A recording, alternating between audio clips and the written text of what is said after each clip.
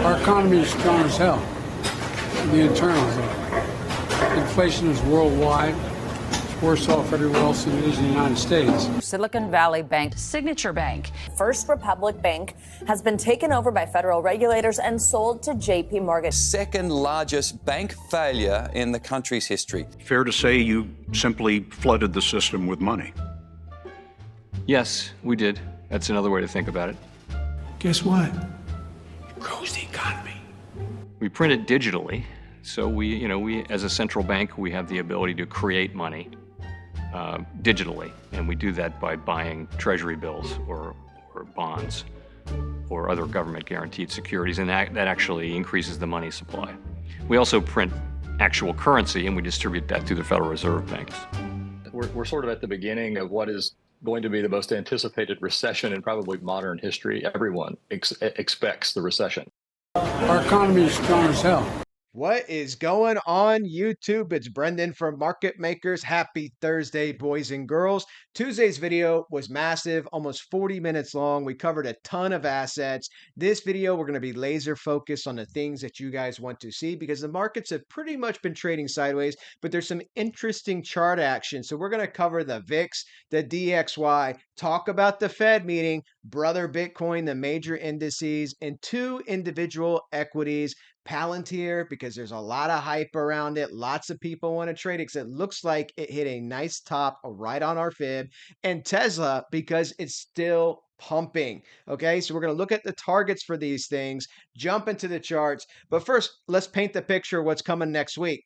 The Fed meeting. Powell is going to be doing his question and answers, and as well as announcing whether or not we're raising rates. Now, the rate roller coaster has been crazy, guys. The rate roller coaster, just a month ago, the market was pricing in an 8% chance of a rate hike, meaning 92% of people were assuming we're going to get a pause. Now, that's gone all the way up to the high 30% chance, then all the way back down to the 20% chance, and then very recently, we had a couple of key events maybe change the playing field once again. The Canadian Central Bank was not expected to raise rates. They went a quarter point. You have the Australian Central Bank not expected to raise rates. They went a quarter point. Does that mean Powell will shock the markets and go a quarter point?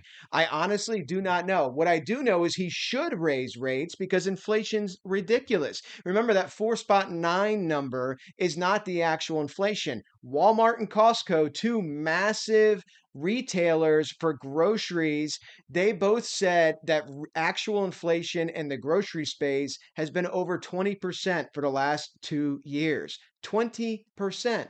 And we talk about this all the time in our Discord, guys. If you do want to come see our Discord, by the way, and join 13,000 other people, nice segue, right? Join 13,000 other people on our Discord. This is our 2-year anniversary. Trades, live streams, great community.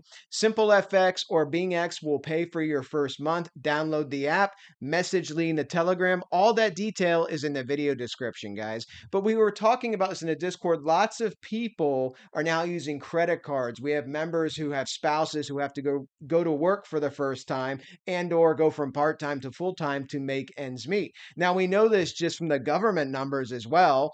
Less than 64% of people can't afford $1,000 emergency in this country. 64%. We know credit card debt's at an all-time high. So lots of components. So Powell should raise rates. We're at a neutral rate. We're at 5% to 5.20%. Okay, with that little fluctuation there. So we're at a neutral rate for inflation. So he should raise rates. Will he? I don't know. If he doesn't, he's helping prop the markets up, and he's really hurting the people that can't afford to be hurt. Okay, the people that are living paycheck to paycheck, that don't have massive savings. Okay, the millionaires and billionaires in the marketplace, involved in the finance space, involved in the tech space. This doesn't hurt them. It hurts everybody else. So again, looking at the VIX, guys, right here at the pandemic low, if Powell, this could drop lower, okay? And we could be going down to 11.5. If Powell pauses, you could see the VIX drop more. But what I'm more interested in is how is the market going to react? Let's just look at the DXY real quick because the DXY has been on a nice little rally. We're giving some of it back up. The momentum's dying off a little bit. You're at 103.302 here at the 382 for the retracement. You want to see if the DXY holds this. If it does and it builds some more more upward momentum, then I'm looking for the DXY to come up to 105.851, which again would put further pressure on cryptos and the equities. How is Bitcoin doing? So using our wave projection for an ABC projection up here, you can see we almost got to the 1272 at 31,114, and you can see price right here. So again, we've been over this many times, guys, but shared that trade, did this trade, Bitcoin shorts. But what I'm looking for here on Bitcoin on the 3-day chart here is this movement, right? This is the movement I'm looking for a retracement and then the breakdown, a big double top structure. Now, when we look at this, where could that where's the peak resistance to watch? Okay, let's go ahead and pull a simple fib retracement from that high down to that local low. And look where your 618 and your 1 fib are laying on top of each other. Basically 28.8, 28.9. That's the key area to really watch. And then 29.820 if you get any type of momentum rebound. We have the SEC and our country, the USA, going after Coinbase, suing Binance. So lots of things going on in the crypto space, but I don't really trade off of news, guys. I'm just looking at the technicals here. You held a key fib here, the 618 at 25,492. You can see you bounced off of it. I want to see that return bounce back up. And then you can see how it handles it. What you would need to see if you do get that bounce to be bullish on Bitcoin, you would need to see this come up, flip the 1272 at 31,114 and break out. Okay, you got to break this previous high up here. So you'd have to break out above it. Again, that Livermore pivot. Here's your cup on your 3-day. Okay, so this is your 3-day. This is your cup. This would be your pivot. So breaking that previous high, which is basically the 1272 at 31,114. That would be a tradable event in my book, but you have to use that with confluence. Did Powell just say he's pausing? Are the equities rallying? That's what I would do. If not, I would look for this to fail at a lower level retracement. That 28.8, 28.9 seems to be a very strong resistance. Looking at the MFI, this is paper coming in or coming out of the asset, paper being money, or as Lee calls it in the UK, peas. But this is the money flow here. Money flow's bearish, guys. Trying to put in a double bottom here. Momentum's basically dead. I mean, you can see it in the price action. It's pretty flat. Lots of things are going to be waiting for what to see what Powell does next week, guys. So let's go ahead and jump over to the S&P. S&P. So looking at the S&P again, 4290, 4293 spot 5, but 4290, you're stacking candles left and right here on the daily chart. Not a lot to see here, right? Big call wall for options at 4300. Also very close to where you got to in the August rally. The 618 from the all-time high is 4311. But what you could potentially see, we're going to look at this in a smaller time frame. What you could potentially see if Powell does a pause, you could get some type of move up, right? Some type of move up, then a failure, and then a move down. But ultimately, I think you're getting this move to the downside to retest your base, either the 786 fib at 4185 or slightly higher at the Wyckoff structure at 42, and then you're going to be looking for that retracement. Okay, that's what you'd be looking at if you do think the market's going to roll over. If you think the market's going to continue to go up, then that's even easier. You're still looking for the first move down. You're looking to make your Livermore pivot back out to the upside, break those previous highs, and then pump up. See, over here, you did not do that. You hit your peak, right? And then you just sold off hard. Your pivot came down here, and that failed really quickly. So you want to hold key support. Key support here, obviously, would be 4,200. Okay, you want to hold 4,200 just below it. 4185 is a 786 fib. Pivot out, tradable event if you're going to go on and rally. If not, once again, these pivots, they will fail, okay? You pull back down, you come back up, and you do this. So this can happen at this level at 4,300. It can happen higher up if we get some type of euphoric spike off of a pause.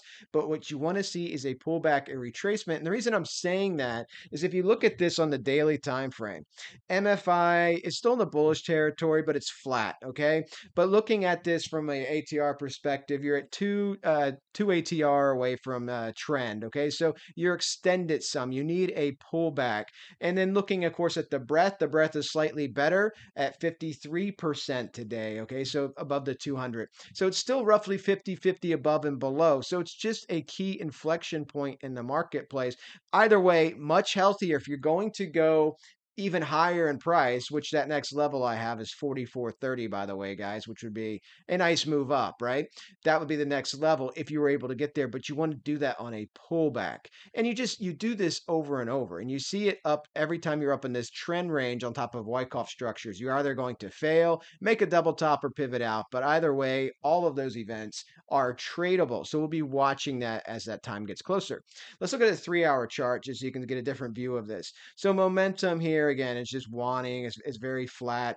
3-hour chart, you are bearish on the money flow paper in the market. Here's your 42.93. That's where price is right now. Okay, again, 4,300 is a key call wall here. So just looking at this, and you're just slightly below it here. We'll see how this finishes up today, which the market does close soon as I'm recording this video. But you can see the Wyckoff structure here. Up thrust, test your base, make a down thrust, back to your up thrust, sign a weakness, down thrust, back to your up thrust. You're ping-ponging left and right. This is going to be accumulation or distribution. Powell raises rates, guys. I do believe the easy bias is going to be distribution. You're overextended by 2 ATR on the daily time frame. You're at a key level with record shorts in the marketplace. So again, you want to trade the markets without a bias, but to me, it always pays to be aware of what's going on in the marketplace, and not just be blind looking at candles or just looking at an individual stock. Well, look at Tesla. That means the market's going to go up, but just be aware. That's a key event coming next week, guys, and it's a binary event. Some type of euphoric bounce and then a pull down, or a euphoric bounce that keeps going up to that 44.30. So lots of different ways it can play out, but we have to see what we don't have candles. Can't tell you what it's going to do. I can just show you fib levels and what I think's going to happen. Let's look at the NASDAQ. This is exactly what I was talking about for the S&P. On the daily time frame, this is the move you want to see on the daily for the S&P as well. You hit a euphoric top. Everybody thought NASDAQ's just shipping up, and that's 14,581. It came back down, and now it's pumping back up. It's either going to find resistance, guys, and make a double top, or it's going to come up, come down, and then pivot back out to the upside, which you have to look at higher levels. Okay. It doesn't have to do it on this next motion. It can do what the S&P is doing on the smaller time frame. Come down. This is your Wyckoff range. Get up thrust, come back down, get down thrust, rebound, lower high. There's different ways these things can break down or break up. But again, this is all just, prediction, really conjecture, until you actually see candles of what it's doing. So we know the steps though, and you have to watch for your shapes to be made, just like a potential double top here, okay? Or a potential breakout holding the base and moving to the upside. So NASDAQ's at 14,486. It's a rebound after that nice move down, but this is how you form double tops and how you form trading ranges. Tomorrow being the last trading day, and then next week, I would assume Monday. You would think Monday may just be like today, where these last couple of days just basically be slightly flat or slightly biased one direction or the other until we have direction from the Fed. Let's look at the Russell real quick. Got to exactly where I said it would. Remember? So we talked about 1893, hit the 1618. Again, you want to see retracement. You might have some candles stick up here, but you want to see in a healthier retracement, come back down, get close to that base down there, and that's your pivot out to the upside, tradable event if the markets rally. And of course, if that fails at some level, you're making a double top and potentially coming down. So something to watch in a Russell. Not interested in doing anything with it here, especially so close to the Fed meeting, but you are at your 1618 for peak resistance. Let's go ahead and look at the NIC, the JPN 225. All right, so this did exactly what we thought would happen too. I've been tracking this closely because I want to start trading this. So we have the JPN 225 here, guys, on the chart. But when you're looking at this, we got to the 1272, and on the daily time frame, doing the same thing. You see that? You pumped up, there's your retracement. And now it's this next move. This next move will be key. Are you going to come up and retest the 1272 and break out? That could be your potential pivot used in confluence with the markets, the indicators to trade this market. But if not, then you're coming up and potentially making a double top shape. And then you have to start watching your necklines. You are on top of your 2-year Wyckoff here. 2 years, okay?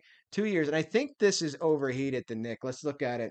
So MFI, yeah, you have MFI. MFI money flow indexes is basically, again, paper coming into or out of the market.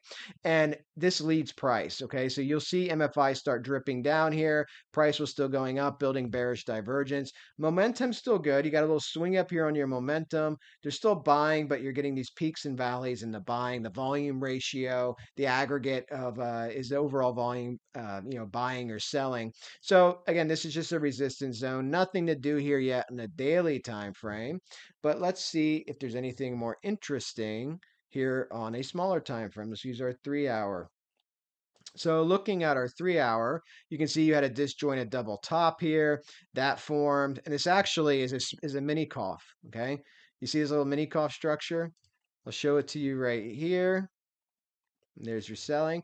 So you had your attempted breakout. Again, you can do mini cough structures, macro Wyckoff structures. You can use Wyckoff in any time frame. I've seen people go down to the minute time frames. But you have your up thrust. You tried to make a pivot that you would have come up from, and you failed. So you get a sign of weakness. Then you had your down thrust, and then look at you retest it. I'm drawing this so tight. Hold on a second. You retested your Wyckoff base, which is what gold's doing, which we're going to look at as well. There, that's better. You guys can probably see that better. So you retested your Wyckoff base and then continually failed. You see that? So you get your inverse Livermore pivot, and then you break out to the downside. Again, this is a 3-hour chart. Come down here, and now you're trying to come back up for another base test again, okay? So overall, but in a larger picture, this could end up just being a double top. Depends what time frame you look at things, okay? Just keep that in mind as you're doing trades. Looking at Tesla. Tesla is very interesting. So Tesla keeps pumping, got a 2 sigma candle here for volume. You're at 234.52. If we're looking at this from a couple different areas here, again, the key area I'm looking at 786 is 243.35, but the reciprocal move to keep in mind here, this is the reciprocal move, geometric trading, guys. This is your ABC reciprocal here. Would have you up here at 268.13. Okay, that's the ABC projection for this move. Now, interesting enough as well, if you want to use a traditional 5-point pattern, an X5 pattern, we can do this. Let's go up here from our peak down to our base, up to our peak. You can see it's just over a 50% retracement down to our base. And then let's go to that same 1 fib. That was a perfect, man, I had it 786 right there. That is a perfect 786 retracement from X to D. You see that? 786 retracement from X to D. So on a daily chart, this is just be a massive move up to retrace 78.6%. Key, that's actually the square root of 618. So this is a key retracement ratio, one of the key ratios that I trade with, guys. So could it get to 268? I mean, that's $34. I think you're going to have pow pause for that. Maybe you can see Tesla run up there. So lower level down, 243.35. Looking at that level, guys, because either way, Tesla is going to be a nice trade when the euphoria breaks down. But let's look at some key indicators here. Momentum is still building up. Look at your volume ratio, aggregate buying all the way up. Now, you're hitting basically the 90 percentile almost here on the MFI, but this can be embedded, right? If it goes sideways up here, it can be embedded and this can keep going up. If it doesn't move like that, then you get, what people call overbought, and then you can see this retrace back down. But this can be embedded and go sideways. We'll see what happens here at Tesla. If you have strong volume support and you're getting 2 sigma, 3 sigma candles on buying, as well as your green volume ratio, as well as your momentum, I mean, on several dimensions there, you have a strong run up, and Tesla does these moves. But guys, you know what that means is that when the recession does come and the market does sell off and the market does capitulate, this is a big move down. Our last Tesla trade, which now looks small in comparison, right? That 208 trade that we gave you, 27% move down. If this thing comes back up here and even just retests its lows of basically $100, massive, massive. That'd be Tesla getting cut in half, more than in half once again. So keep your eyes out for that. Let's look at Palantir, guys. Here's what's interesting about Palantir. On the daily, look at this candle, okay? Patience is always key in trading. Patience, but look where it hit, the 2058. All right, the 2058. This is a reciprocal ratio of 486, part of geometric trading here. But the 2058, we got that almost to the wick, 17 spot 16, 17 spot 10 on the fib. Look at that supply dumped on this wick. So you're basically establishing a trading range up here now. A couple other things to look at though. Let's look at a couple of things here. Momentum is finally starting to die off, getting some red bars, getting a little bit of rollover. But and look at your volume ratio showing you that yes, it's still bullish, but look at the decline in volume. And of course, your MFI, your paper going into the market, peaked down here, but fewer people were paying higher prices to ride this sucker up, and now you found your resistance. So you got a little rebound here. Let's see what happens here. Let's go ahead on the 3 hour. Let's go to the 3 hour and see what we got here on the chart. Get a little bit more shapes being made here. And pull this up, make it expand it a little bit. All right, so where are we on the 3 hour? There's your peak resistance. And then you fell down. You got all the way down to 14 spot 37. And now you're just kind of mid-range, guys. So really you want to see some type of price action that shows you a potential. I mean, this candle, this wick is so strong that this could very well be a double top here. You see that big move up, there's your move down, and this could be it right here. But in general, I'd want to see this retrace higher, right? This is a very shallow retracement at this point. That's a 382 retracement. I like to trade my double tops at the 618 or 786 if they hold, okay? So you'd want to see this come back up to 1610, 1657 at the 786, and you may see that next week with Powell, okay? And again, if you knock out that high, buyer beware or seller beware, because this could be moving up in confluence with the broader market if Powell comes off super dovish, which I think would be really dangerous if he does that. So it's going to be interesting to watch the market's reaction. Those are the levels I'm watching here, though, guys, because this wick gives you a lot of information about the marketplace right now. That is a nice move to hit that resistance, to get strong sell-off. You want to watch this and see how this plays out because you're developing a trading range. And again, Palantir, massive, massive move up. Let's throw this on the 3-day chart. Just give you some of this percentages now that you had that blow-off wick. I mean, look at that, even on a 3-day chart. Massive. So let's just measure this from, when is this? December 23rd. Okay, December 23rd, 2022, 200% almost. 189. 189 spot 86. So massive move, guys. So let this range. We'll see what this builds here, and we'll look at some trades that we could potentially take here on Palantir. Let's go ahead and look at gold. So gold on the 3-day chart, guys, it's just stacking candles left and right. Spent a lot of time on this on Tuesday video, so I don't want to cover too much of it. Your strong resistance is still your base of Wyckoff. This is what we just went over on the other chart. You tested it, you failed, and you're just coming back up to test it again. You want to watch this. You can make double tops down in this range. You could also break back up into here because, as you guys know, I'm looking for gold to break above 2032 to give us some of these wicks, okay? And trade that more structurally sound double top type pattern if it does that and doesn't just break down here, okay? So we'll have to watch that because obviously you can always get breakouts as well to the upside. But guys, I'm just looking at the market structure. This is bearish what gold's doing right here, 1964. We'll see if this can change and be a little bit more bullish. Now, silver, flip that over. Silver's doing a little bit better. Silver's pumping up. We spent some time on this on Tuesday as well. We talked about the different potential macro. This is a 3-day chart, guys. Macro pictures you could have if you get silver stacking candles and then coming down, you have a head and shoulders, right? Law of 3 is ever present in the market. Or you could just literally have a macro double top start to form from silver. So I would watch 24 spot 81, 25 spot 39, and everything is going to be in confluence with what happens with the Fed. Again, Fed hawkish, you could see these things dump. Fed dovish, you could see the metals rally with the equities as they've been doing basically all year. Okay. So lots of things to watch. 23 minutes. Man, that's still long. I tried to get it to 15 minutes. All right, guys. I hope you guys all have a fantastic weekend. Definitely smash the like button, hit the subscribe button if you have not done so. Next video will be out Tuesday. Take care, everybody. I'll answer your comments as always in the comment section. Talk to you guys soon.